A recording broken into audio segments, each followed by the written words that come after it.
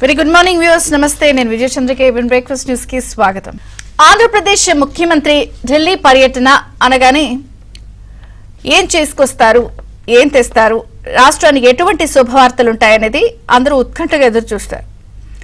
అయితే ఈరోజు ఆంధ్రప్రదేశ్ సీఎం చంద్రబాబు గారు 4 గంటలకి ఢిల్లీ వెళ్తున్నారు. సో ఈ 4 గంటలు అన్నప్పుడు 4 విధాలుగా 4 రకాలుగా తీసుకొస్తారా, రాష్ట్రానికి ఏం మోసుకొస్తారు అన్నది అందరూ ఆసక్తిగా చూస్తున్నారు. ఎందుకంటే ఇప్పటి వరకు కూడా చంద్రబాబు గారు కూటమి ప్రభుత్వం ఏర్పడిన తర్వాత ఢిల్లీకి వెళ్ళినప్పుడల్లా కూడా ఏదో ఒక శుభవార్తతోనే వచ్చారు. తొలి బడ్జెట్లో అనేక రకాలుగా అనేక విధాలుగా సాధించిన పరిస్థితి చూసాం. అందుకే అంటున్నాను, మరి 4 అనేది మరి వెరైటీగా కుదిరిందో ఏమో. సాయంత్రం 4 గంటలకు కాబట్టి 4 రకాలుగా 4 విధాలుగా ఏమైనా రాష్ట్రానికి మోసుకొస్తారా, పట్టుకొస్తారా అని. ఎందుకంటే ఆంధ్రప్రదేశ్లో గత ముఖ్యమంత్రి ఢిల్లీ పర్యటన అంటున్నప్పుడు రకరకాల జోకులు పేలేవి. ఏముంది, అదే అంశాలు ఎప్పుడు చెప్తూ ఉండేవారు. డేట్ మార్చి పేపర్ మీద అవే అంశాలు ఇచ్చేసేవారు. ప్రస్తుతం ఎప్పుడు అడ్రస్ చేసింది లేదు, ఆయన మాట్లాడింది లేదు.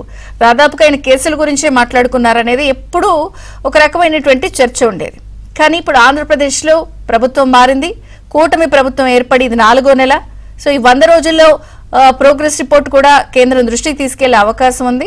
అలాగే దీంతో పాటు కూటమి ప్రభుత్వం అభివృద్ధి, అలాగే ఏ విధంగా అన్ని విషయాల్లో కూడా ప్రజల్లో ఉన్నటువంటి స్పందన, ముందడుగు వేసిన అంశాలు దృష్టితో తీసుకెళ్తూనే పాటు ఇక రాష్ట్రానికి సంబంధించిన అంశాలు ప్రధానంగా కూడా చర్చించే అవకాశం స్పష్టంగా కనిపిస్తోంది. ఎందుకంటే మనం చూసాం, చంద్రబాబు గారు ముఖ్యమంత్రి అయిన తొలినాళ్లలో అంటే కూటమి ప్రభుత్వం ఏర్పడినప్పుడు తొలి బడ్జెట్లో చాలా విశేషంగా అమరావతికి సంబంధించిన స్పెషల్ అసిస్టెన్స్ విషయంలో గుడ్ న్యూస్ సాధించారు. పోలవరానికి సంబంధించిన నిధుల విషయంలో బడ్జెట్లో కేటాయింపుల్ని సాధించారు. సో అలా పర్యటన వెళ్ళొచ్చారు. నిజంగానే ఒక పెద్ద మూటనే రాష్ట్రానికి తీసుకొచ్చారని చెప్పి చర్చ జరిగింది. మరి ఆ నేపథ్యంలో ఇప్పుడు పర్యటన ఎలా ఉండబోతోంది అన్నదే ప్రధానంగా చర్చ. ఈరోజు సాయంత్రం ప్రధానితో భేటీ అవుతారు. తర్వాత రైల్వే మంత్రి అశ్విని వైష్ణవ్తో భేటీ అవుతారు. రేపు అమిత్ షాతో భేటీ అవుతారు. అలాగే ఆర్థిక మంత్రి నిర్మలా సీతారామన్తో, గడ్కరీతో, వీళ్ళందరితో కూడా భేటీ అయ్యే అవకాశాలు అంటే ఆల్రెడీ షెడ్యూల్ ఖరారు అయిపోయాయి. సో వీళ్ళతో రకరకాల అంశాలు, వివిధ అంశాలు కేంద్రం దృష్టికి తీసుకెళ్లే అవకాశం ఉంది. అయితే వాటి అంశాల్లో ప్రధానంగా ఈసారి ఆంధ్రప్రదేశ్లో బుడమేరు వరద బీభత్సం సృష్టించిన విలయం అంతా ఇంత కాదు. దాదాపుగా 3 లక్షల ప్రజలు దీని బారిన పడ్డారు. దీని ప్రభావం 3 లక్షల కుటుంబాలపై స్పష్టంగా ఉంది. దాదాపుగా ఇప్పటికే 600 కోట్ల రూపాయల పరిహారం రాష్ట్ర ప్రభుత్వం బాధితులకు అందించింది. ఈ నేపథ్యంలో జరిగిన నష్టం ఎంత, ఈ రకరకాలుగా రాష్ట్రం చేసినటువంటి పరిస్థితి ఏంటి, ఇక కేంద్రం కూడా అండాదండగా నిలిచేందుకు ఏమన్నా సాయం చేస్తుందా, ఒక ప్రాథమిక నివేదిక కూడా కేంద్రం దృష్టికి ముఖ్యమంత్రి చంద్రబాబు గారు తీసుకెళ్తారు. దీంతో పాటుగా తొలి బడ్జెట్లో ఆంధ్రప్రదేశ్కి అమరావతి విషయంలో స్పెషల్ అసిస్టెన్స్ కేంద్రం పూచీకత్తుతో ఉంటారు అని చెప్పి అప్పుడు నిర్మలా సీతారామన్ గారు ప్రకటించిన నేపథ్యంలో మరి ఇప్పటికే వరల్డ్ బ్యాంక్ సుముఖంగా ఉంది కాబట్టి ఒక 7,000 కోట్ల రూపాయలు శరవేగంగా రిలీజ్ చేయించే అంశం కూడా చర్చకు వచ్చే అవకాశం ఉంది. సో ఈ నేపథ్యంలో అలాంటి ముందడుగు గనక పడితే నిజంగా అమరావతికి సంబంధించి ఇక అడుగులు వేగంగా పడతాయి. సో అమరావతి రూపురేఖలతో రాష్ట్ర దశాదిశ మారే అవకాశం ఉంది. సో ఇక్కడి నుంచి పనులు వేగంగా పుంజుకునే అవకాశం ఉంది. కాబట్టి ఈ విషయంలో కూడా ఎటువంటి పురోగతి సాధిస్తారనేది ఒక అంచనా. దీంతో పాటు పోలవరం అంశానికి సంబంధించిన నిధుల కేటాయింపుల విషయంలో కూడా బడ్జెట్లో అప్పుడు మనకి ప్రధానంగా 12,000 కోట్ల రూపాయల కేటాయింపు ఉన్న నేపథ్యంలో ఇప్పుడు దాదాపుగా ఒక 7,500 కోట్ల రూపాయల ముందుగా ఏమన్నా రిలీజ్ చేసే అవకాశం ఉంటే ఈ నవంబర్ నాటి నుంచే డయాఫ్రమ్ వాల్ అలాగే ఇతర పనులు కూడా ప్రారంభించే అవకాశం ఉంది. కాబట్టి సో ఆ నిధుల విషయంలో కూడా ఆర్థిక మంత్రి వారి సలహాదారులు వీళ్ళందరితో కూడా చర్చించి నిధుల కేటాయింపు విషయంలో అడుగు వేసే ప్రయత్నం కనిపిస్తోంది. దీంతో పాటు రైల్వే జోన్ కి సంబంధించి ప్రధాని మోదీ చేతుల మీదుగా భూమి పూజ చేయించే విషయంలో కూడా రైల్వే మంత్రి అశ్విని వైష్ణవ్తో చర్చలు జరిపే అవకాశం కూడా స్పష్టంగా కనిపిస్తోంది. ఇక స్టీల్ ప్లాంట్ అంశం కూడా ప్రధానంగా చర్చించే అవకాశం కనిపిస్తోంది. ఎందుకంటే ఈ రైల్వే జోన్ ఏర్పాటుతో పాటు విశాఖ ఉక్కును steel authority of India SAIL కి సంబంధించి దాంట్లో విలీనం చేస్తూనే ఈ సంప్రదింపులు నిధుల కేటాయింపు విషయంలో కొంత జాప్యం జరిగితే మళ్ళీ ప్రత్యర్థులు కొంత అక్కడ ఉన్నటువంటి కార్మికుల్ని ఉసిగొల్పి కొంత ప్రభుత్వానికి చెడ్డ పేరు తీసుకొచ్చే ప్రయత్నాలు జరుగుతున్నాయి. కాబట్టి ఈ విషయంలో కూడా కొంత తొందరగా వేగవంతమైన నిర్ణయాలు తీసుకునే విషయంలో కూడా చర్చించే అవకాశం ఉంది. అయితే ఇవన్నీ కూడా నేను చెప్పినవన్నీ పాజిటివ్ సైడ్. సో ఇందులో కూడా కొంత నెగిటివ్ సైడ్ కూడా ఉంది, మనం అది కూడా మాట్లాడుకోవాలి. సో నెగిటివ్ సైడ్ అన్నది ఏమిటి అంటే వైసీపీ సైడ్ నుంచి సో వైఎస్ఆర్సీపీ అలాగే జగన్ అండ్ కో చేస్తున్నటువంటి కుట్రలను కూడా ప్రధానంగా కేంద్ర పెద్దల దృష్టికి తీసుకెళ్లే అవకాశం ఉంది. మొన్న బుడమేరు సృష్టించిన వరద బీభత్సం విషయంలో ప్రధానంగా బోట్లతో కూడా ప్రకాశం బ్యారేజ్ని ఎలా డ్యామేజ్ చేయించాలన్నటువంటి కుట్ర కోణంతో పాటుగా బర్నింగ్ ఇష్యూ ఏదైతే తిరుపతి లడ్డు మహాప్రసాదం విషయంలో కూడా కల్తీ వ్యవహారానికి సంబంధించి ఇప్పటికే సుప్రీంకోర్టు 5 సభ్యులతో స్వతంత్ర సిట్ ఏర్పాటు చేసిన నేపథ్యంలో ఈ జరిగిన పరిణామాలు ఏ విధంగా కల్తీ జరిగిన తతంగానికి సంబంధించి వైసీపీ వ్యవహరించిన తీరు, అలాగే ఏపీ బ్రాండ్ ఇమేజ్ దెబ్బతీసే విధంగా 6 హత్యలు జరిగితే 36 హత్యలు జరిగాయంటూ కూడా ఢిల్లీ వేదికగా చేసినటువంటి కుట్రలు కుతంత్రాలు, ఈ నెగిటివ్ సైడ్ వైసీపీ ఇమేజ్ ఏ విధంగా ఏపీ ఇమేజ్ ని దెబ్బతీసే ప్రయత్నం జరుగుతుందో ఇవన్నీ కూడా కేంద్ర పెద్దల దృష్టికి వివరించే అవకాశం స్పష్టంగా కనిపిస్తున్న నేపథ్యంలో ఈసారి ఈ పర్యటన చాలా ప్రాధాన్యత సంతరించుకుంది. కాబట్టి సో ఇది రాష్ట్ర దశ దిశ మార్చే పర్యటన కాబోతోందా? సో అభివృద్ధి మంత్రం ప్రధానితో ఏపీ సీఎం చంద్రబాబు భేటీ అవుతున్న నేపథ్యంలో మరి ఈ పర్యటనతో రాష్ట్ర దశ దిశ మారే అవకాశం కనిపిస్తుందా? ఎటువంటి శుభ పరిణామాలు మంచి విషయాలతో సీఎం రాబోతున్నారు? 40 గంటల్లో ఏం జరగబోతోంది చర్చిద్దాం. మనతో పాటు జాయిన్ అయ్యారు సీనియర్ రాజకీయ విశ్లేషకులు డాక్టర్ పుల్లారావు గారు, టీడీపీ నుంచి సయ్యద్ రఫీ గారు, బీజేపీ నుంచి పూడి తిరుపతిరావు గారు. అందరికి స్వాగతం అండి. పుల్లారావు గారు, మీతో ప్రారంభిస్తాను. సో గత ముఖ్యమంత్రి పర్యటనలు చూసాం, ఇప్పుడు పర్యటనలు చూస్తున్నాం, కానీ అప్పటికిప్పటికీ చాలా తేడా స్పష్టంగా ఉంది. అయితే చంద్రబాబు గారు ఇప్పటికి వచ్చిన 4 నెలల్లోనే వెళ్లిన పర్యటనలు చాలా సక్సెస్ఫుల్ గా చేసుకుని వచ్చారు. సో ఈసారి కూడా చాలా హై ఎక్స్పెక్టేషన్స్ ఉన్నాయి. ఏం జరగచ్చు, ఎలాంటి పరిణామాలతో రావచ్చు అంటారు? మీ అబ్జర్వేషన్స్ ప్లీజ్. నేచురల్ గా మీరు చెప్పింది అప్పటికి ఇప్పటికీ తేడా ఉన్నది కదా. ఇప్పుడు చంద్రబాబు నాయుడు గారు ఎన్డీఏ పార్ట్నరు, బీజేపీ కొద్దిగా వినే విధానంలో ఉన్నది. అందరినీ బీజేపీ ఒబ్లైజ్ చేస్తాం. నిన్న మొన్న డిఎంకేకి అనుకోకుండా వాళ్ళు మెట్రో లైన్ విశేషంగా చెన్నైలో మీకు అందరికి తెలుసు 1000 కోట్లు అలాట్ చేశారు. అది ఒక పరిస్థితి వచ్చింది. గవర్నమెంట్ ఆఫ్ ఇండియా ఇలాగా అందరినీ చేస్తుంది. తప్పకుండా చంద్రబాబు నాయుడు గారికి ఆయన పొజిషన్ పార్ట్నరు, ఆయన చాలా అనుభవజ్ఞుడు, ఆయన ఎలా పోస్ట్ చేయాలి ప్రాబ్లమ్స్ తెలుసు. మిగతా చీఫ్ మినిస్టర్స్ అంత తిరగరు. ఆయన తప్పకుండా ఆయన సక్సెస్ఫుల్ గా అవుతుంది. అంటే ఆయన అనుకున్న ఆయన్ని తెచ్చుకోవచ్చు, దాంట్లో నాకేం డౌట్ లేదు. గవర్నమెంట్ కూడా ఇచ్చే విధానంలో ఉన్నారు మోడీ గవర్నమెంట్. ఇవన్నీ ఇంకా అది ఏది క్యారెట్ అండ్ స్టిక్ పాలసీగా నీకు ఇస్తా అలా చేస్తున్నారు. సో రేపు ఇప్పుడు ఆయన లిస్టుతో వెళ్ళి ఇవాళ అవ్వకపోతే రేపు అవుతాయి. ఒకసారి అలా వెళ్ళగానే లిస్ట్ ఇవ్వలేరు. ఇచ్చే కొద్ది మీరు మాట అన్నారు, ఎక్స్పెక్టేషన్స్ ఎక్కువ పెంచేసుకుంటే తర్వాత ఎంత సాధించినా చాలా తక్కువగా ఉంటుంది. ఇప్పుడు ఆయన కేర్ఫుల్ గా ఇది వీళ్ళు వచ్చి నెక్స్ట్ ట్రిప్ లో ఏమొస్తాయి, ఇంకా ప్రజలు ఆ ఎక్స్పెక్టేషన్స్ కూడా కేర్ఫుల్ గా మేనేజ్ చేసుకోవాలి. ఏదో అయిపోతుందని కేర్ఫుల్ గా మేనేజ్ చేయాలి. ఎందుకంటే పొలిటికల్ ఇమేజరీలో ఇమేజ్ ఏం కనపడుతుంది అది ప్రజలు చూస్తారు. మన గత నెలల క్రితం చదివింది చూసింది ఎవరు జ్ఞాపకం ఉన్నది? ఎందుకంటే అంత ఇన్ఫర్మేషన్ మనకి వచ్చేస్తుంది కదా, టీవీ మీద, ఫోన్స్ మీద, న్యూస్ పేపర్స్ మీద, మీడియాలో ఏదైనా. తప్పకుండా మీరు అన్న ప్రశ్నకి ఆయన అడిగిన అన్ని పెద్ద విశేషమేం కాదు. రైల్వే జోన్ అంటే రైల్వేస్ ఇస్తారు, ఎందుకంటే రైల్వేస్ ఎక్స్పాండ్ అవుతున్నారు. రైల్వే జోన్ భూమి పూజ విషయం అని అంటున్నారు. స్టీల్ ప్లాంట్ అంశం చాలా ఇక్కడ బాగా నాంతోంది. కొంత ప్రత్యర్థులు వాళ్ళని ఉసిగొల్పే ప్రయత్నం జరుగుతున్నట్టుగా వార్తలు మనం చూస్తున్నాము. వాళ్ళు రెచ్చగొట్టే ధోరణి కొనసాగుతోంది. ఇస్తారు. బీజేపీ కూడా ఏదో పెద్ద పాలసీలు పెట్టి చేయటానికి అది పట్టించుకోదు. మీకు చిన్న ఉదాహరణ చెప్తున్నా. ఒక వారం రోజుల క్రితం నిర్మలా సీతారామన్ ఫైనాన్స్ మినిస్టర్ మెడ్రాస్ లో ఆ మెట్రో 60 కిలోమీటర్లు 100 కిలోమీటర్లు చాలా విశేషమైన లెంగ్త్, సెకండ్ ఫేజ్ మేము ఇచ్చేయలేరు, రాష్ట్ర ప్రభుత్వం ఆళ్లే చేసుకుంటా అన్నారు, చేసుకొని అన్నట్టుగా మాట్లాడితే గవర్నమెంట్ ఆఫ్ ఇండియా 3 రోజుల క్రితం పాలసీ రివర్స్ చేసింది. జ్ఞాపకం పెట్టుకోండి. ఎందుకంటే అది చేస్తారు, నాకు ఏం డౌట్ లేదు. స్టీల్ ప్లాంట్ కూడా వాళ్ళు ఏదో మాడిఫై చేస్తారు, అది ఎంబారెస్మెంట్ టీడీపీ గవర్నమెంట్ లేకుండా చేస్తారు. దానికి ఏం పెద్ద సెంట్రల్ గవర్నమెంట్ కి ఇప్పుడు తన మీద ఇంకొక ప్రాబ్లం తెచ్చుకునే పరిస్థితిలో లేరు, తెచ్చుకోకూడదు కూడా. ఎందుకంటే ఆల్టర్నేట్ లేదు కదా. స్టీల్ ప్లాంట్ ని ఎవరికో అమ్మేసి వాళ్ళు ఇంకా పెద్ద స్టీల్ ప్లాంట్ గా చేసేస్తారు, అది లేదు కదా ఆల్టర్నేట్. తర్వాత మీరు ఒకటి మర్చిపోవాలి, భారతదేశంలో ఎన్ని స్టీల్ ప్లాంట్స్ బ్రిటిష్ హయాంలో జంషెడ్పూర్, రాంచీ అక్కడ స్టార్ట్ చేశారంటే అక్కడ బొగ్గు ఉండేది, అక్కడ ఐరన్ ఓర్ ఉండేది. ఆ రోజుల్లో దాదాపు 150 సంవత్సరాలు 200 సంవత్సరాలు. తర్వాత బొకారో, దుర్గాపూర్, టాటా స్టీల్, జంషెడ్పూర్ ఇవన్నీ ఏది సముద్రం ఉండడం లేదు. ప్రపంచంలో ఎక్కడ స్టీల్ ప్లాంట్ గత 50 సంవత్సరాల్లో వచ్చిన కొరియా అవనే, జపాన్ అవనే అయినా ఇప్పుడు తగ్గించేశారనుకోండి ఆ దేశం, సముద్రం ఒడ్డున ఉంటుంది. భారతదేశంలో ఉంటా ఒకటే ఒక ప్లాంట్ ఉన్నది సముద్రం తీరు మీద. ఎందుకంటే అది ఇప్పుడు కొత్త టెక్నాలజీ, కొత్త విషయాలు. మనకు బొగ్గు అక్కర్లేదు, ఐరన్ ఓర్ అక్కర్లేదు, ఎక్కడి నుంచైనా తెప్పించుకోవచ్చు. చౌకగా ఎక్కడుంటే అక్కడ తెప్పించుకోవడానికి సముద్రం తీరును ఉన్నది కాబట్టి ఇది చాలా ప్రెషియస్ ప్లాంట్. అది గవర్నమెంట్ ఆఫ్ ఇండియా కూడా తెలుసు.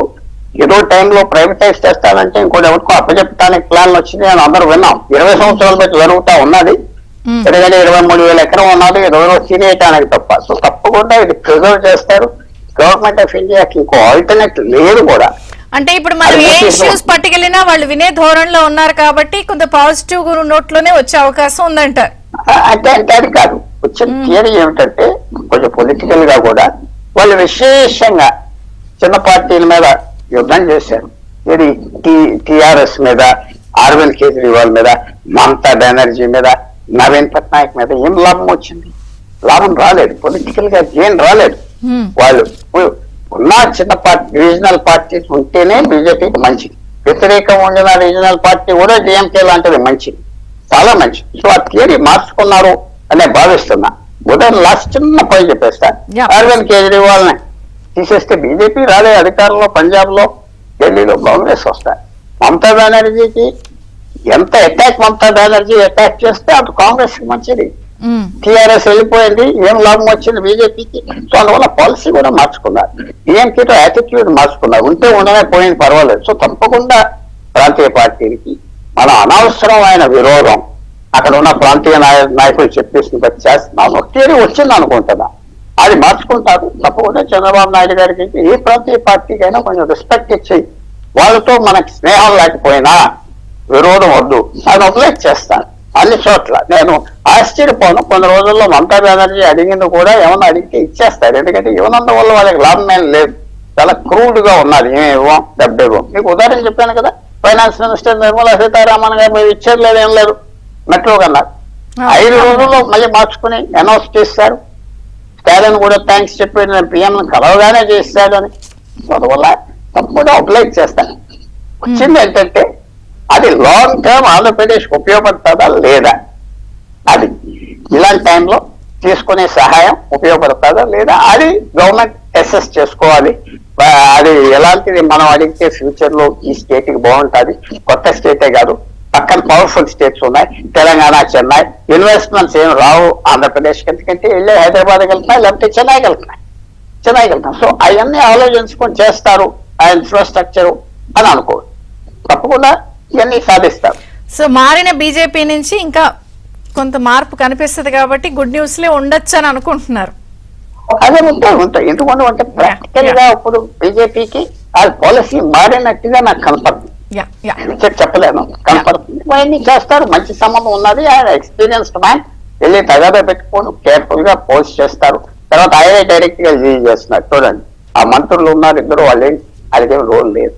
ఎందుకంటే ఆయనకి ఎలా డీల్ చేయాలి, 40 సంవత్సరాలు ఎక్స్పీరియన్స్ ఉన్నది. 30 సంవత్సరాల క్రితం ముఖ్యమంత్రి కేర్ఫుల్ గా చేస్తారు. ఆయన చేస్తున్నాడు, డైరెక్ట్ గా ఆలోచించి చేస్తారు.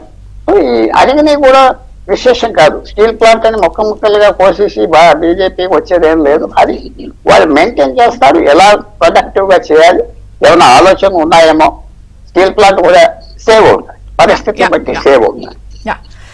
టీడీపీతో మాట్లాడదాం. సయ్యద్ రఫీ గారు ఉన్నారు. రఫీ గారు నమస్తే, బ్రేక్ఫాస్ట్ న్యూస్ కి స్వాగతం. సో ఏంటి అంశాలతో వెళ్తున్నారు, ఏ అంశాలతో తిరిగి వస్తారు? అందరూ అయితే 4 గంటలకు కాబట్టి 4 విధాలుగా 4 రకాలుగా తీసుకొస్తారా అని చూస్తున్నారు. ఏ అంశాలతో వెళ్తున్నారు ఎగ్జాక్ట్లీ? మేడం, మీకు పుల్లారావు గారికి అలాగే తిరుపతిరావు గారికి ఏబిఎన్ దీక్షితులందరూ కూడా శుభోదయం. చంద్రబాబు నాయుడు గారు ఎప్పుడు ఢిల్లీ వెళ్ళినా ఏదో ఒక శుభవార్తే తెచ్చారు రాష్ట్రానికి. ఉట్టి చేతులతో అయితే ఎప్పుడు తిరిగి రాలేదు.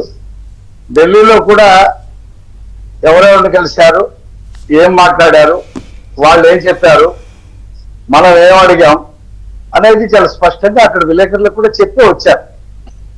ఇప్పుడు ఢిల్లీ వెళ్ళారు, ఢిల్లీలో ఉన్నారు. ఇవాళ రేపు ప్రధానమంత్రితో పాటు హోమ్ మినిస్టర్తో పాటు చాలా మంది మంత్రులు కలుస్తున్నారు. దసరా కానుకలే చేస్తారు, ఒకటి కాదు రెండు కాదు, దసరా కానుకలే చేస్తారు. ఇప్పుడు మీరు చూడండి, పోలవరానికి 15,000 కోట్లు దసరా కానుకలు అంటారు, దసరా మామూళ్ళు అంటారు. మామూళ్ళ కానుకల కానుకలే మేడం. ఓకే, పోలవరానికి నిధులు తెస్తున్నారు, నిధులు రిలీజ్ అవుతాయి. అలాగే అమరావతికి మొత్తం కూడా కేంద్రమే భరించేలాగా నిర్ణయాలు తీసుకున్నారు. 1/4 నిధుల్ని సాధించుకొని వస్తారు. అది కాకుండా రాష్ట్రంలో ఎన్నో విమానాశ్రయాలు, 7 విమానాశ్రయాల్ని ప్రారంభించడానికి కేంద్రం సుముఖత వ్యక్తం చేసింది. అమరావతికి రైల్వే లైన్, 2 రైల్వే లైన్లు కలుపుతూ జంక్షన్ ఏర్పాటు చేసేటువంటి పని వేగంగా జరుగుతుంది. దానికి సంబంధించిన విషయం. అలాగే విశాఖపట్నం రైల్వే జోన్కి శంకుస్థాపన మీరు ఇందాక అన్నారు, ఆ డేట్ కూడా కన్ఫర్మ్ చేయిస్తారు. అది చల్లటి వార్త అవుతుంది ఆంధ్రప్రదేశ్. అలాగే ముఖ్యంగా విశాఖ ఉక్కుని సేల్లో కలిపే విషయంలో వచ్చినటువంటి సమస్యలు, అక్కడ ఉండేటువంటి టెంపరీ ఎంప్లాయీస్ ని ఏ రకంగా క్రమబద్ధీకరణ చేయాలి. అంటే ఈ సేల్ విలీనం లేట్ అయ్యే కొద్దీ కూడా దానికి సంబంధించి కార్మికులతో ఇటు ప్రతిపక్షాలు కానీ లేకపోతే ప్రధానంగా వైసీపీ చేస్తున్నటువంటి రాజకీయం మీకు తలనొప్పిగా మారుతోంది కదా, ఇది కొంత తొందరగా తెలుసుకోవడం హెడేకే. మొన్న లాస్ట్ వీక్ మేము చంద్రబాబు నాయుడు గారిని కలిసినప్పుడు పల్లా శ్రీనివాసరావు గారు ఈ విషయం ప్రస్తావన చేస్తే, నేను తరచూ కేంద్ర మంత్రితో కుమారస్వామితో నేను మాట్లాడుతూ ఉన్నాను. ఆ సమస్యలన్నీ కూడా సార్ట్ అవుతాయి, ప్రధానమంత్రితో కూడా మాట్లాడతాను అని చెప్పారు. ఆ అవకాశం వైసీపీకి కానీ ఇతరులకు కానీ ఇచ్చేటువంటి ఉద్దేశం చంద్రబాబు నాయుడు గారికి లేదు. సమస్యని పూర్తిగా దాన్ని సాకల్యం చేస్తూ విశాఖ ఉక్కు సమస్య అసలు ఉండకుండా చేసేటువంటి ప్రక్రియలు చంద్రబాబు నాయుడు గారు కృతనిశ్చయంతో ఉన్నారు. మీరు చూడండి, రేపు వచ్చిన తర్వాత చంద్రబాబు నాయుడు గారు అటు కుమారస్వామి గారు ఎంత చక్కటి వార్త చెప్తారో ఆందోళన పడవలసిన అవసరమే లేదని ఆయన నోటితో చెప్తుంటే నేను విన్నాను. కాబట్టి అది ఖచ్చితంగా జరుగుతుంది. ఏ రకంగా చేయాలి అనేది కూడా చూస్తా ఉన్నారు. ఇవాళ జగన్మోహన్ రెడ్డి అక్కడ ఉన్నటువంటి 7,000 ఎకరాలు ఏదైతే ఉందో దాన్ని అమ్మేద్దామని చెప్పి ప్రయత్నం చేశారు. ఆ భూములు ఇచ్చినటువంటి రైతులకి సంబంధించి ఉద్యోగాలు కూడా ఇప్పటి వరకు చాలా మందికి రాలా. వాళ్ళ సమస్యను కూడా పరిష్కారం చేసే దిశలో చంద్రబాబు నాయుడు గారు ఉన్నారు. అంతేకాకుండా చూడండి, అమరావతి చుట్టూ రింగ్ రోడ్డుకి సంబంధించినటువంటి ఎంత గొప్ప విషయం అంటే 25,000 కోట్ల రూపాయలు కేంద్రమే భరిస్తూ భూసేకరణ కూడా వాళ్లే చేసేలాగా దాన్ని ఒప్పించారంటే నితిన్ గడ్కరీ గారితో. అలాగే ఇన్నర్ రింగ్ రోడ్డు, అలాగే రాష్ట్రంలో 14 జాతీయ రహదారులకు అనుసంధానంగా ఉండేటువంటి రాష్ట్ర రహదారులు, అలాగే మీకు పోర్టు, మన బందర్లో పోర్టుని వేగంగా పని ప్రారంభించేటువంటి చర్యలు తీసుకున్నటువంటి పరిస్థితి. ఈ కాకుండా అనేక విషయాలు ఉన్నాయండి, అనేక విషయాలు. అంటే రఫీ గారు, నేను స్ట్రైట్ అడుగుతాను, అంటే జనరలైజ్డ్ గా Amaravati, Polavaram, steel plant, railway zone ఇలా జనరలైజ్డ్ కాకుండా స్పష్టమైన హామీలు ఇవ్వండి, ఇవితో వస్తారు అని ఏమైనా ఉందా? ఇది గన్ షాట్ గా? ఖచ్చితంగా గన్ షాట్ గా వచ్చే విషయాలు ఏంటంటే అమరావతికి సంబంధించినటువంటి నిధులు విడుదల, అలాగే పోలవరానికి సంబంధించినటువంటి కొన్ని టెక్నికల్ ప్రాబ్లమ్స్ ఉన్నాయి. అది ఆ భూసేకరణ చట్టానికి అనుకూలంగా అక్కడ ఏదైతే నిర్వాసితులు ఉన్నారో వాళ్ళకి సంబంధించినటువంటి ఆర్ఆర్ ప్యాకేజ్ దాన్ని కూడా మాట్లాడి క్లియర్ చేస్తారు. నేను అనుకుంటున్నాను 1, 2 కాదండి, 1 డజన్ విషయాల్ని ఆయన సార్ట్అవుట్ చేసుకొని ఆంధ్రప్రదేశ్కి వస్తారని చెప్పేసి ప్రజలు ఆశిస్తా ఉన్నారు. అంతేకాకుండా ఇంకా కొత్త విషయాలు, కొత్త ప్రాజెక్టులు ఇంకా ఏమేమి రావాలా. ఇప్పుడు చూడండి, విజయవాడలో ఈ నెల 22-23 ఒక పెద్ద డ్రోన్ షోని నిర్వహించబోతా ఉంటారు. ప్రపంచంలో ఉండేటువంటి డ్రోన్ కంపెనీలన్నీ కూడా డ్రోన్లు తీసుకొచ్చి దాదాపు ఒక 5,000 డ్రోన్లు ఒకేసారి ప్రదర్శనకి చేసేటువంటి పరిస్థితులు. ఇలాగ అనేక కంపెనీల్ని ఆకర్షించేటువంటి పరిస్థితి శరవేగంగా మీరు ఇలాగ అంటున్నారు అమరావతి అభివృద్ధి మంత్రంతో, కానీ ఇక్కడ వైసీపీ చేస్తున్నటువంటి ఏపీ బ్రాండ్ ఇమేజ్ దెబ్బతీసే ప్రయత్నాలపై కూడా చర్యలకు విషయంలో గట్టిగా పట్టుబట్టే అవకాశం ఉందా? ఇప్పుడు బుడమేరు విషయంలో మన ప్రమాదాలు జరిగినప్పుడు ఇవి ప్రకాశం బ్యారేజ్ బోట్లతో హిట్ చేసిన అంశం అనేది ఎంత రచ్చయిందో చూసాము. ఓ పక్కనేమో లడ్డూ కల్తీ వ్యవహారం అనేది అసలు దేశం అంతా మాట్లాడుకున్నారు. ఈ 36 మంది చచ్చిపోయారు అని చెప్పేసి ఢిల్లీ నడివీధుల్లో వెళ్ళి ఆయన గొడవ చేశారు. మరి ఇంకొక పక్కన ఇటువంటి పనులు జరుగుతున్నప్పుడు మీరు ఇవి తీసుకొస్తున్నా కూడా ఇవి డ్యామేజ్ చేసే ప్రయత్నం విషయంలో చర్యలు లేకపోతే కష్టం కదా? అంటే మేడం, ఇప్పుడు చర్యలు అంటే ఇప్పుడు పూర్తి స్థాయి నివేదిక ఆధారాలతో ఇచ్చి కొంత పట్టుబట్టే అవకాశం ఉందా? ఖచ్చితంగా. ఇప్పుడు లడ్డు విషయంలో కూడా కేంద్ర ప్రభుత్వం తో కూడినటువంటి సిట్టు పని వెంటనే ప్రారంభం కావాలా. ఇవాళ భోలే బాబా దగ్గర నుండి నెయ్యి ఎలా వచ్చింది, వాళ్ళు ఎక్కడ కొన్నారు, ఈ విషయాలన్నీ కూడా ప్రజలకు తెలియాలా. కల్తీ జరిగిందనే ప్రూవ్ అవుతుంది ఖచ్చితంగా, అందులో సందేహం లేదు. ఇప్పుడు చంద్రబాబు నాయుడు గారు త్రిముఖ వ్యూహంతో వెళ్తున్నారండి. ఈ ప్రభుత్వం వచ్చిన తర్వాత 4 నెలలే అయినా జగన్మోహన్ రెడ్డి చాలా నా సీటు పోయింది, నేను ఆ సీట్లో ఉంటే చాలా బాగుంటది, ప్రజలకు మేలు జరుగుతుందని చెప్పి అసలు నిద్రలేని రాత్రులు గడుపుతా ఉన్నారు. త్రిముఖ వ్యూహంతో వెళ్తున్నాడు చంద్రబాబు నాయుడు. ఒకవైపు అభివృద్ధి ప్రాజెక్టులు, అభివృద్ధి, రాజధాని ఒకవైపు చేస్తా ఉన్నారు. రెండో వైపు సంక్షేమం కార్యక్రమాలు సూపర్ 6 అమలు జరగడానికి రేపు దీపావళి నుంచి ఉచిత గ్యాస్ సిలిండర్ల కార్యక్రమం, ఆ తర్వాత వెంటనే ఒక 4 రోజుల్లోనే ఆర్టీసీలో ఉచిత ప్రయాణం, జనవరి నుంచి తల్లికి వందనం పేరు మీద పిల్లలకి ఎంతమంది పిల్లలు ఉంటే అంతమంది పిల్లలకి 15,000 వేసేటువంటి కార్యక్రమం. అలాగే రేషన్ కార్డులు, ఆయన హయాంలో కొత్త రేషన్ కార్డులు అసలు ఇవ్వలా, రేషన్ కార్డులు ఇచ్చేటువంటి పరిస్థితి. ఇవన్నీ కూడా ఒక పక్కన సంక్షేమం. రెండోది గత ప్రభుత్వంలో జరిగినటువంటి అవినీతి మేటల్ని తవ్వుతున్నాం, అక్రమాల్ని తవ్వుతున్నాం. ఒక్కొక్క దొంగని పట్టుకొని ప్రశ్నిస్తా ఉన్నాం. వాళ్ళందరూ కూడా పై వాళ్ళు చెప్పారు మేము చేశాం, పార్టీ ఆఫీస్ మీద, తెలుగుదేశం పార్టీ ఆఫీస్ మీద దాడి చేసినా కూడా ఎవరా పై వాళ్ళు అంటే చెప్పరు. కాబట్టి ఇవన్నీ కూడా వాళ్ళ కొంత టైం పడుతుంది. ఈ 3 విధానాలతో మేము ముందుకు వెళ్తున్నాం. కాబట్టి 1 సంవత్సరం కాలంలో మేము చేసేటువంటి పనులన్నీ కూడా ప్రజలకి తేటతెల్లంగా కనిపిస్తాయి, నిలువెత్తున కనిపిస్తాయి. దాంతో జగన్మోహన్ రెడ్డికి మాట్లాడటానికి అవకాశం ఉండదు. ఎందుకంటే ఆయన ఇప్పుడు మాట్లాడుతూ ఉన్నాడు, సూపర్ 6 ఏమైంది, సూపర్ 7 ఏమైంది. ఆయన కాలంలో ఆయన ముఖ్యమంత్రి అయిన తర్వాత దాదాపు 7-8 నెలలకు అమ్మఒడి ఇచ్చాడు. వెంటనే ఏమన్నా మమ్మల్ని వెంటనే ఏమని ప్రజలు రెచ్చగొడుతున్నాడు. ప్రజలేమి అమాయకులు కాదు. జగన్మోహన్ రెడ్డి అక్రమాలు, అకృత్యాలు, దౌర్జన్యాలు ఏం తప్పాలని ప్రజలు ఎప్పటికీ మర్చిపోరు. అతనికి మళ్ళీ ఇస్తాను మీకు ఛాన్స్. ఒకసారి ఏపీ బీజేపీ నుంచి పూడి తిరుపతిరావు గారు ఉన్నారు. తిరుపతిరావు గారు, ఏంటి ఓవర్ టు ఢిల్లీ అన్నట్టు ఓవర్ టు యూ, ఏం చెప్పబోతున్నారు, ఏమి ఇవ్వబోతున్నారు రాష్ట్రానికి? అందరికీ నమస్కారం. చంద్రిక గారు,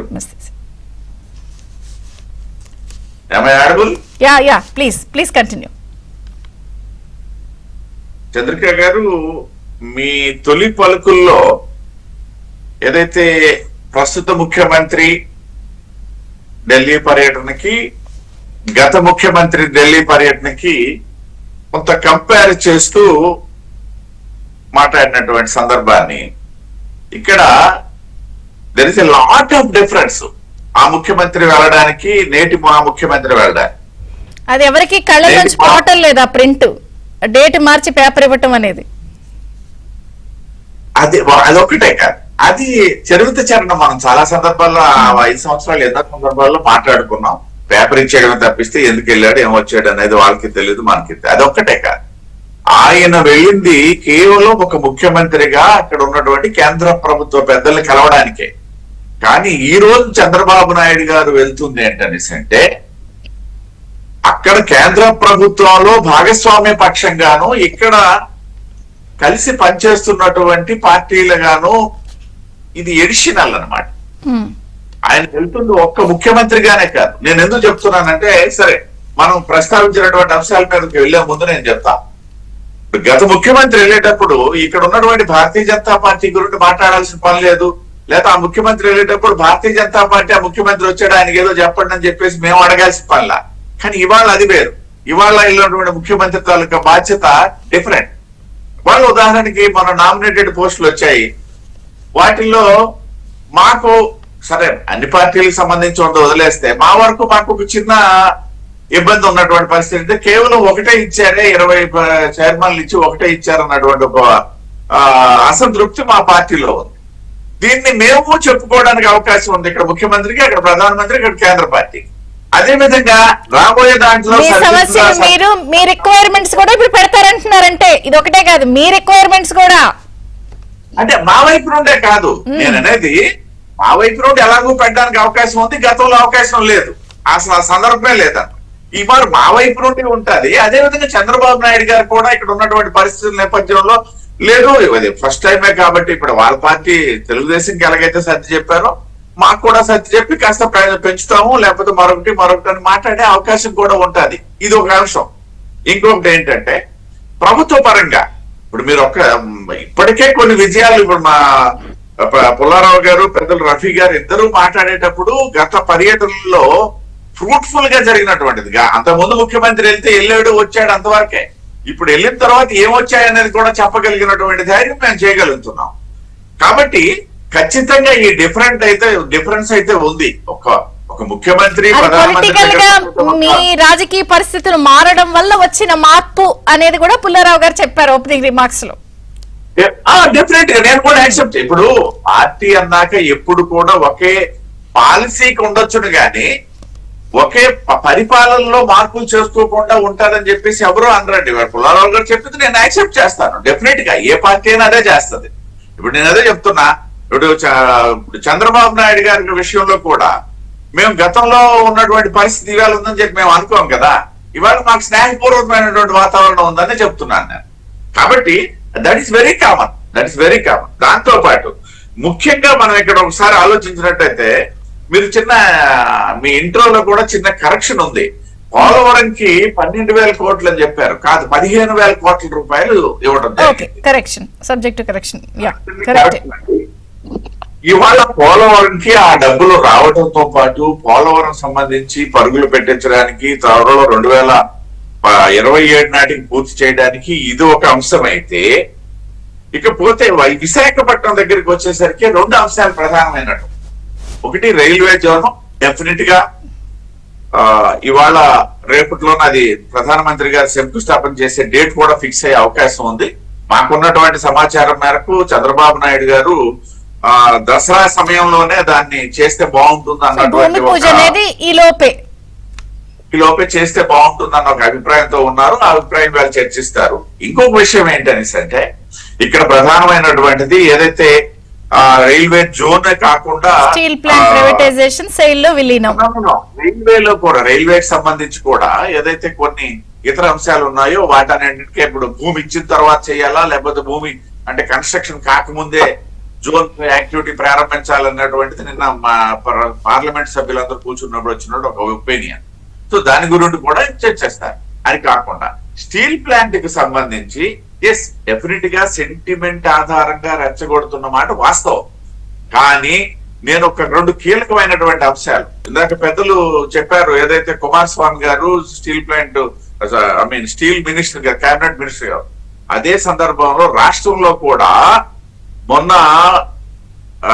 లోకేష్ గారితో ఒక సిట్టింగ్ జరిగింది. అందులో మాకు సంబంధించి కాశీరాజు గారు రాష్ట్ర ప్రధాన కార్యదర్శి కాకుండా సెయిల్ డైరెక్టర్ గా ఉన్నారు. అసలు సెయిల్ లో కలపాలి అన్నటువంటి ఆలోచనకి మొట్టమొదట నాంది వాచకం పలుకున్నటువంటి వ్యక్తి ఎవరైనా ఉన్నారంటే సెయిల్ డైరెక్టర్ హోదాలో కాశీరాజు గారు. ఇవాళ మళ్ళీ వర్మ గారు కూడా అదే మినిస్ట్రీకి సహాయ మంత్రిగా ఉండడం కూడా కలిసి వచ్చినటువంటి అంశం. వీళ్ళిద్దరు కోఆర్డినేషన్ లో ఇవాళ లోకేష్ గారితో ఒక కమిటీ కూర్చొని చర్చించడం జరిగింది. సెయిల్ లో కలిపినందువలన వచ్చే లాభాలు ఏంటి, స్టీల్ ప్లాంట్ పునరుద్ధరణకు ఉన్నటువంటి అవకాశాలు ఏంటి అనేది ఈ మొన్ననే దాదాపు లాస్ట్ వీక్ లోనే చర్చించినటువంటి ఒక సందర్భం. కాబట్టి ఇటువంటి సానుకూలమైనటువంటి అంశాలు ఉన్నటువంటి నేపథ్యంలో స్టీల్ ప్లాంట్ పరిరక్షణ ఖచ్చితంగా జరుగుతుంది.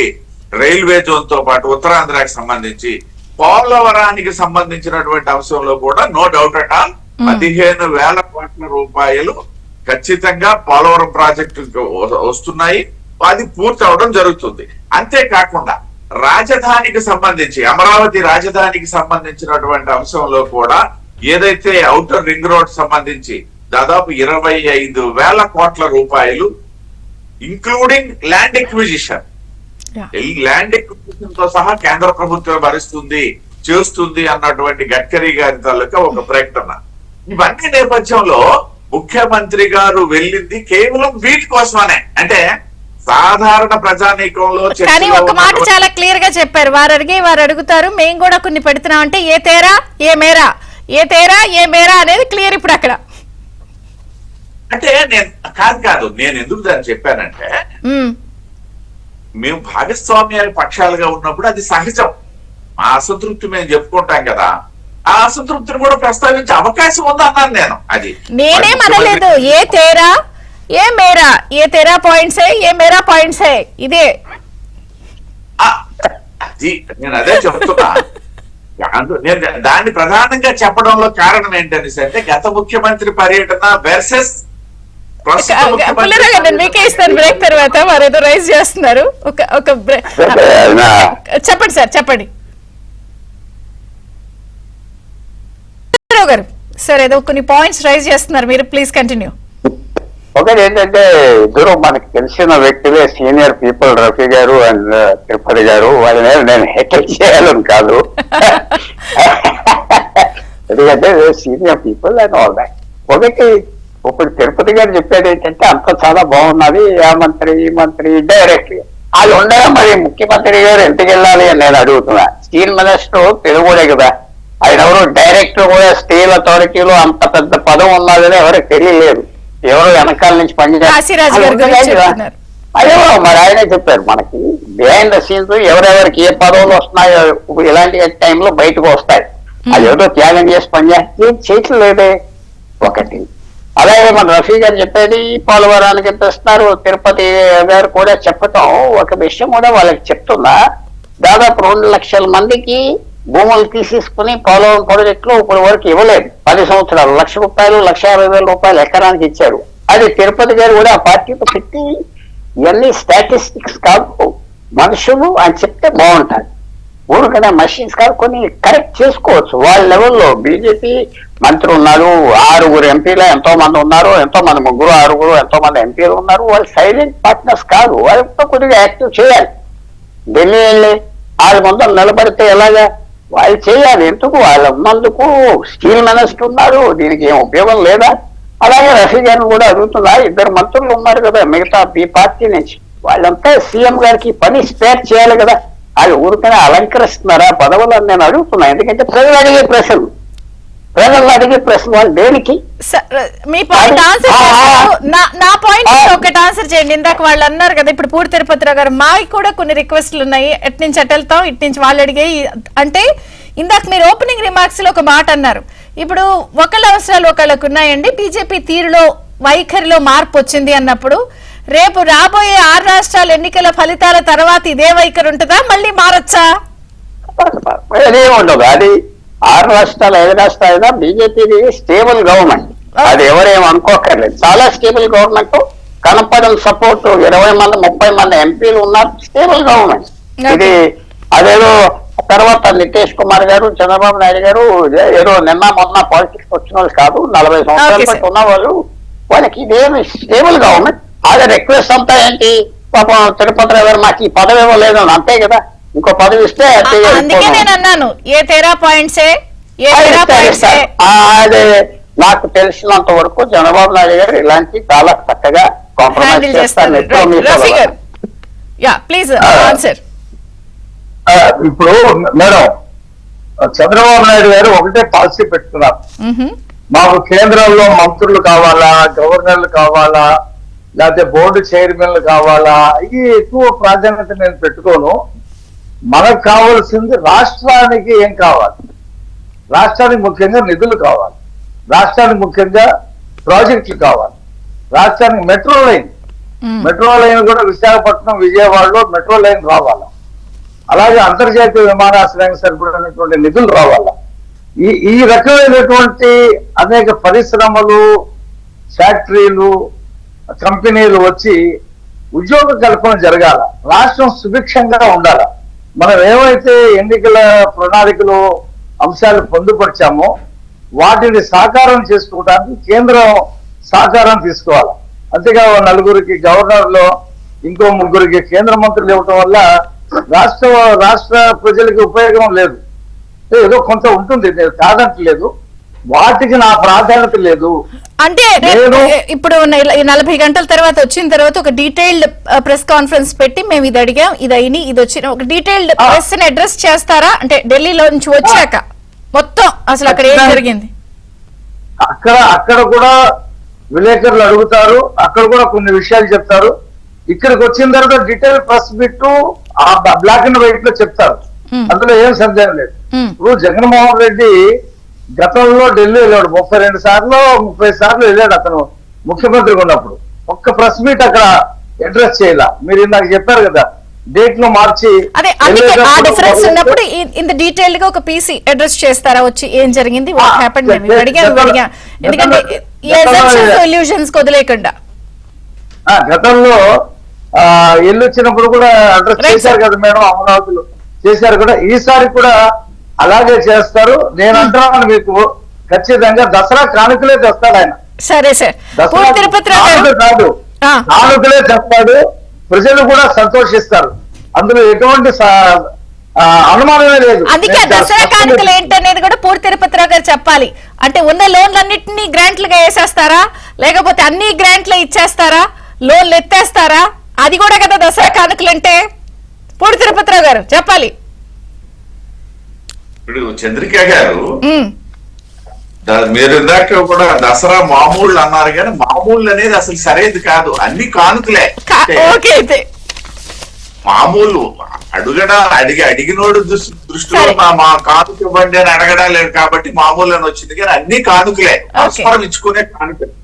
ఇక్కడ కూడా ఖచ్చితంగా కానుకలే ఉంటాయి. అదే లోన్లు గ్రాంట్లుగా వేస్తారా, అన్ని గ్రాంట్లు వేసేస్తారా, బోల్డ్ గ్రాంట్లు ఇష్యూ చేస్తారా?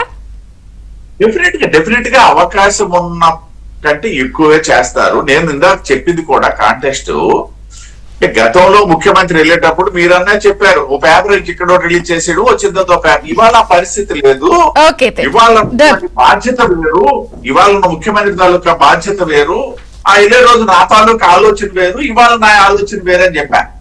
పోస్టుల గురించి నా గురుండే ఇంకో పోస్ట్ వస్తే మా దినకరకు వచ్చింది నాకు వస్తుంది అన్నటువంటి ఆశ ఉంటుంది. మనిషి ఆశాజీవండి, ఉండడంలో తప్పేంటి, రావాలని కోరుకోవడంలో తప్పేంటి, మంచిదేగా, వస్తుందేమో చూద్దాం. అది రెండో విషయం, చిన్న పాయింట్ చెప్పి క్లోజ్ చేస్తాం, లేట్ అయిపోయింది 2 minutes. పెద్దలు పుల్లారావు గారు ఇప్పుడు వర్మ గారు చేశారు, అంటే వర్మ కాశీరాజు గురించి చెప్పాను కదా నేను, ఒక కేంద్ర మంత్రి, ఒక సెయిల్ డైరెక్టర్. కేంద్ర మంత్రి అంటే ఇప్పుడు వచ్చారు, కానీ సెయిల్ డైరెక్టర్ గా పాపం ఈయన 2 సంవత్సరాల క్రింద 3 సంవత్సరాల నుండి ఈ ప్రయత్నం చేస్తున్నాడు. కాకపోతే నాటి గవర్నమెంట్ దిశగా పుల్లారావు గారు లాంటి వాళ్ళకి కూడా అది ఎస్టాబ్లిష్ అవ్వలే. ఇవాళ నేను అదే చెప్పాను, ఆయన తీసుకున్నటువంటి ఇనిషియేషన్ ఆధారంగా ఇవాళ ఏదైతే గౌరవ ఇవాళ లోకేష్ గారితో వారితో కూర్చొని వర్మ గారు వీరు ఒక అఫీషియల్ డెలిగేషన్ అన్నమాట, 7 మంది కూర్చొని ఎక్స్ప్లెయిన్ చేసిన తర్వాత ఇవాళ రాష్ట్ర ప్రభుత్వం కూడా దిశగా ప్రయత్నం చేస్తుంది. సెయిల్ లో కలిపితే ఈ ప్రాబ్లమ్స్ అన్ని సాల్వ్ అయిపోతాయి. ఇప్పుడు వెళ్తున్నారు కదా, కాబట్టి అదొక క్లియర్ పిక్చర్, రైల్వే జోన్ భూమి పూజ ఒక క్లియర్ పిక్చర్ వచ్చేస్తుందేమో.